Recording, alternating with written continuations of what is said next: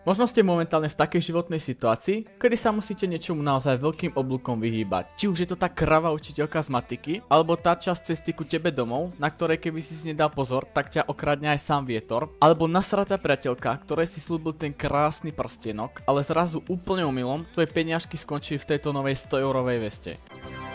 Preto sa v tomto videu pozrieme na veci, ktorým sa v Airsofte naozaj vyhýbajte.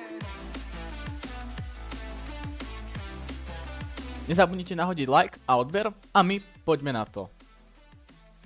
Jedna z vecí, ktorú by som rád povedal, je, že možno šetrite na veciach, na ktorých by ste naozaj nemali. Napríklad ako ochranné prostriedky alebo lacné bebečka, ktoré vypadajú ako dobrý nápad, ale opak je pravdou. Budete mať kvôli nim zlú presnosť a dostrel. Taktiež kúpa lacných Airsoft replik je vec, ktorej by ste sa mali naozaj vyhýbať.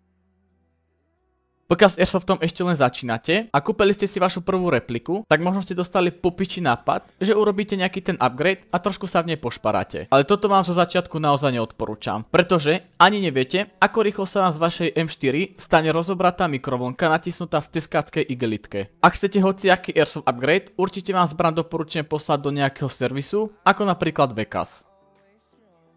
Ďalšia z vecí, ktorej sa naozaj vyhýbajte, sú hádky a cheatovanie. Je to šport a má svoje pravidlá, ktoré treba naozaj dodržiavať. Hádka môže vyeskalovať k niečomu horšiemu a zrazu sa z Airsoft ihriska stane wrestling ring.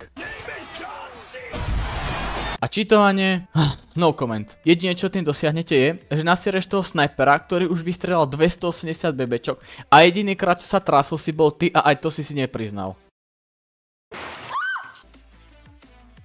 Veľmi veľa ľudí hneď po kúpe svojej prvej Airsoft repliky siaha po sekundárke. Ale v ktorom svete sa reálne zobudíš, vyletíš z postele a kúpiš si sidearmu? Buďme úprimní, pokiaľ tvoja hlavná Airsoft replika nestojí za hovno, tak naozaj není žiadny dobrý dôvod zainvestovať peniaze do sekundárnej zbrane. Môže sa stať, že akurát ako vám dojedú bebečka, tak máte šancu na kill. Ale ak máte aspoň 3 zásobníky, tak v niektorých prípadoch je naozaj lepšie ten zásobník pustiť a dať tam hneď druhý, než premeniť repliku.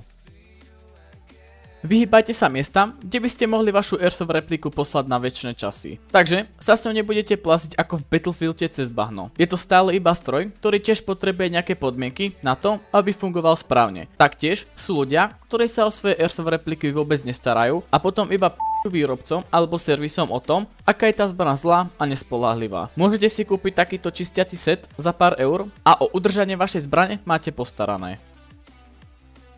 A na záver by som to skôr nazval radou, ale stále je to vec, čo robí veľmi veľa hráčov a mali by ste sa aj vyhýbať. Není to nič zložité, proste nekupovať k***ciny. Veľa ľudí začína kupovať od nevidím do nevidím. Namiesto toho, aby si kúpili niečo, čo naozaj potrebujú. Dám vám super radu. Pokiaľ ste na nejakej akcii a aspoň 3-krát sa vám stane, že vám naozaj chýba nejaká vec, ktorú by ste super využili, tak máte super dôvod si to kúpiť. Ale pokiaľ si len tak bezdôvodne kúpite tento granátomet, s ktorým sa síce budete cítiť ako Terminátor, ale je k hovnu. To by sme mali pre toto video všetko. Ja naozaj dúfam, že ste sa naučili niečo nové. Budem rád za každý odber a like, nech vám neujde žiadne nové video. Dobrú noc.